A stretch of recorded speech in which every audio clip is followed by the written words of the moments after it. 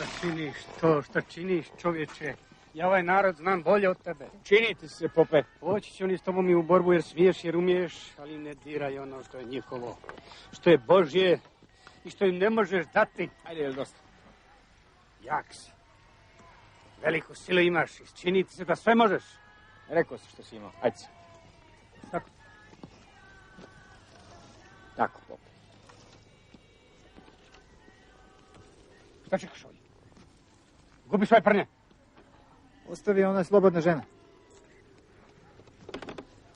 A i tebi ću nešto reći, poganju jedna ljudska. Pogan si ja tako mlad. I kriv jednako kao i tvoj gazda. Pred Bogom i pred narodom dobru se ne nadaj. Pope, ova ti je bila posljednja, nemoj! Vidjet ćemo.